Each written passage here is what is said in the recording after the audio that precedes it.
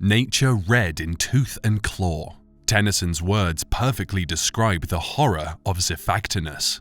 This was a 20 feet or 6 meter long fish with dagger-like teeth, capable of swallowing prey half its size in one gulp. With features like that, you would think Xiphactinus was just a mindless killer, but it wasn't. It was a predator that helped shape entire ecosystems and battled giant marine reptiles for survival. But how was that possible, and what other secrets lie hidden in its fossilized remains? That I'm going to tell you after you've liked this video and subscribed to the channel.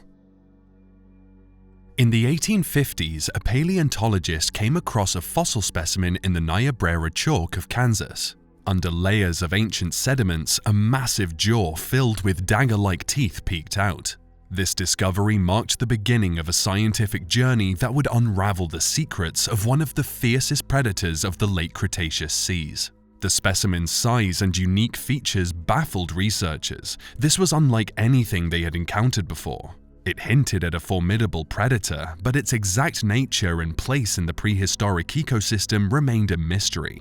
It wasn't until 1870 that Professor Joseph Leidy made a breakthrough and identified the fossil as Xiphactinus. His work revealed that this creature was one of the largest bony fish to ever exist, forcing researchers to reconsider their understanding of ancient marine ecosystems.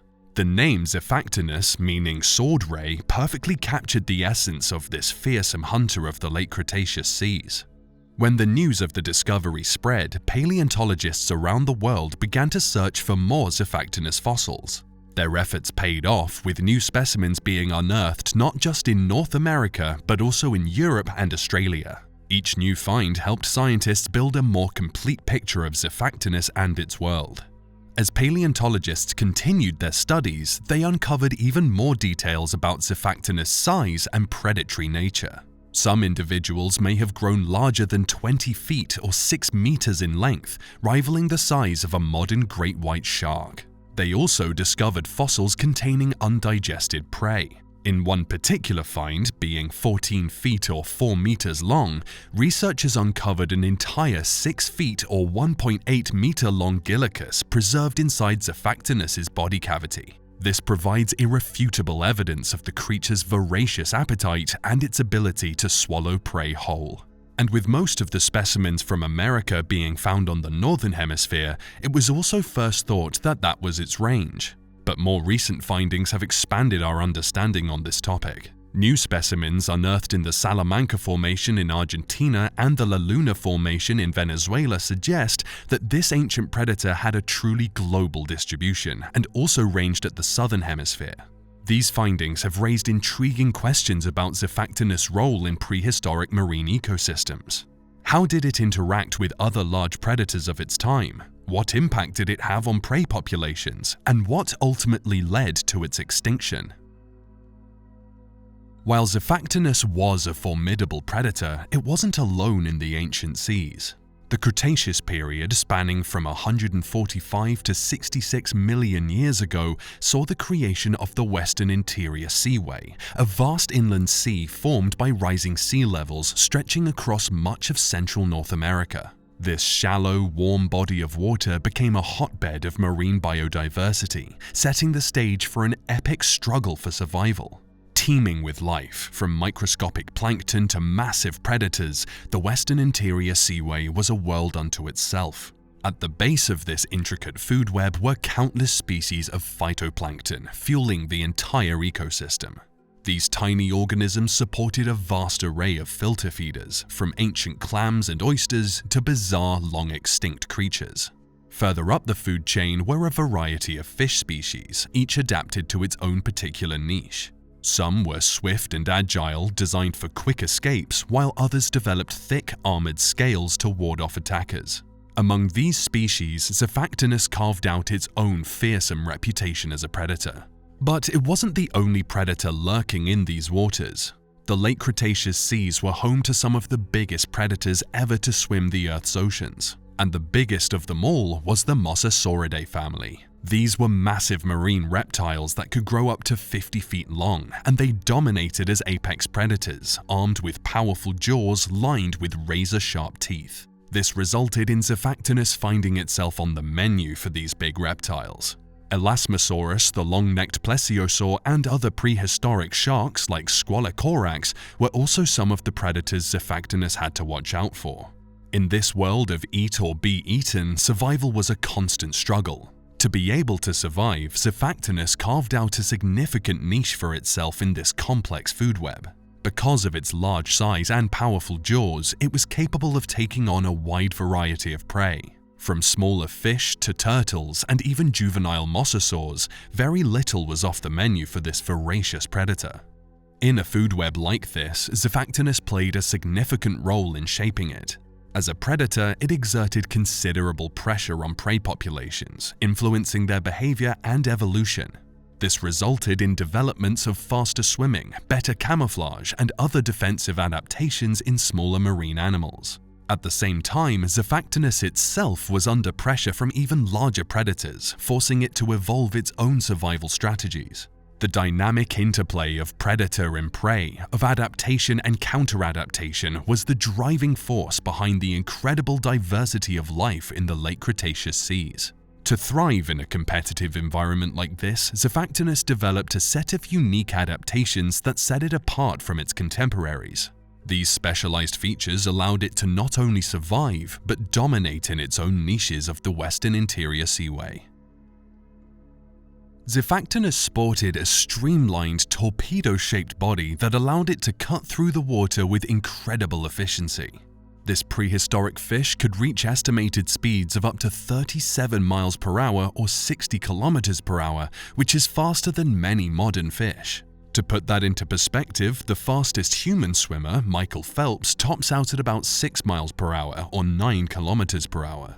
But Xiphactinus faced a major challenge: how to be a large, effective hunter in an ocean full of even larger, more terrifying threats.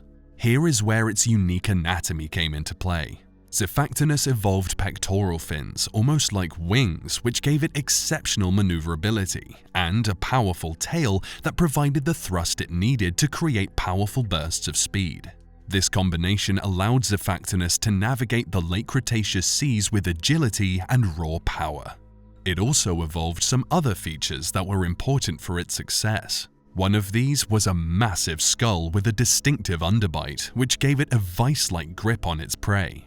Its teeth, averaging 2 to 4 inches or 5 to 10 centimeters, were razor sharp and resembled the fangs of a bulldog more than anything you'd expect to find in a fish's mouth.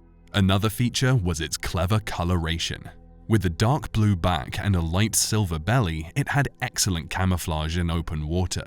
This made it blend in with the dark depths when viewed from above and camouflaged against the bright surface when seen from below. Together with the other adaptations, it allowed Xiphactinus to ambush fish and even seabirds from below without being detected.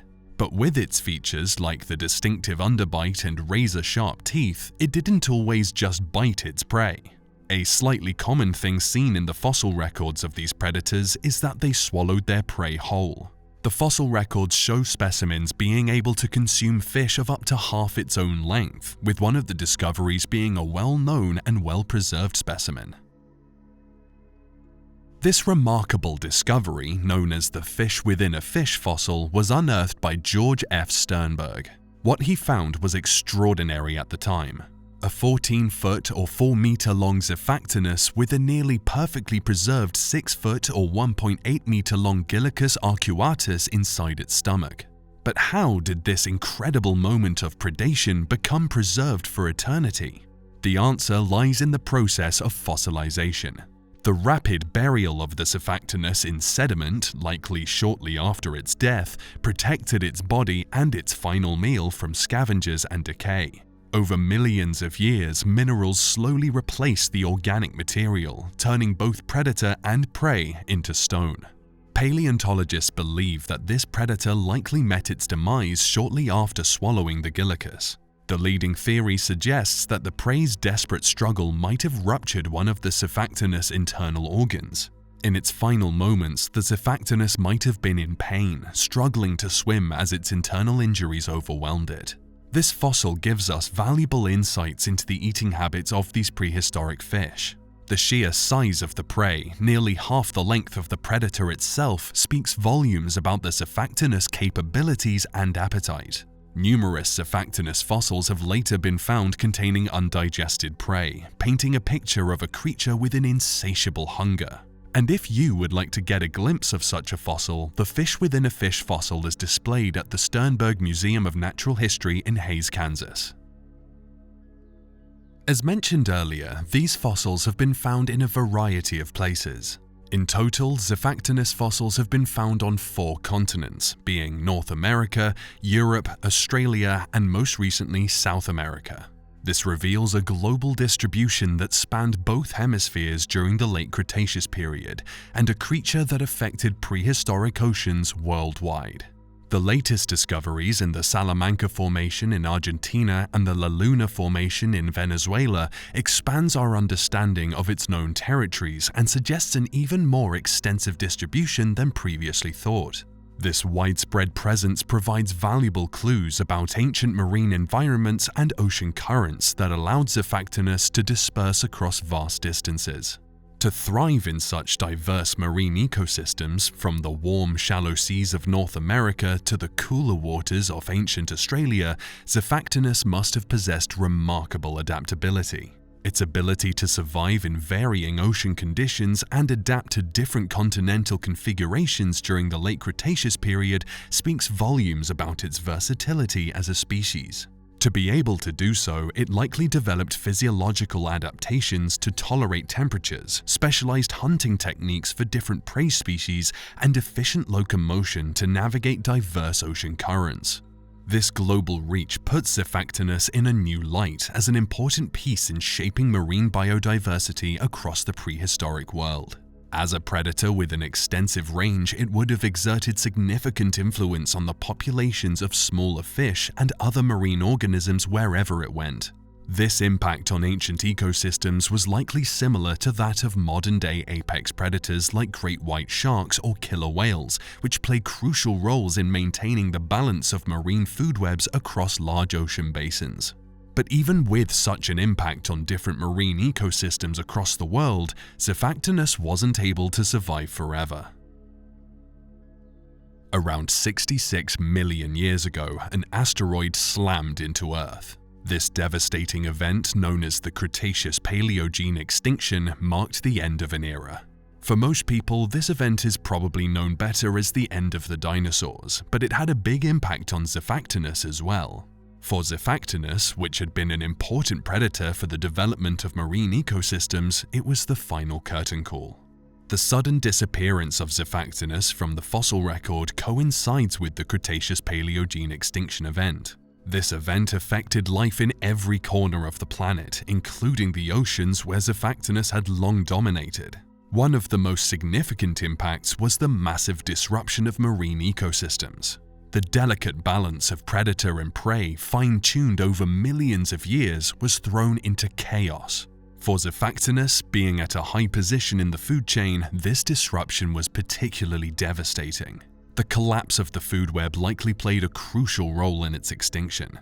As smaller fish and other marine organisms began to disappear, Xiphactinus found itself in an increasingly desperate situation, facing starvation on a massive scale. But this had a much bigger effect than just making Xiphactinus go extinct. The extinction of Xiphactinus was part of a larger pattern of ecological collapse. Many marine reptiles and other large fish species also disappeared during this time, further destabilizing the ecosystems. This cascading effect of extinctions likely accelerated the demise of remaining species, creating a downward spiral from which many could not escape. And this shows us that the popular saying that history repeats itself might be true. If we go back around 233 million years further from the Cretaceous-Paleogene extinction to the end of the Carboniferous period, this is a development we've seen earlier in marine ecosystems. And if you check out this video, you'll learn more about that. Thanks for watching, and until next time.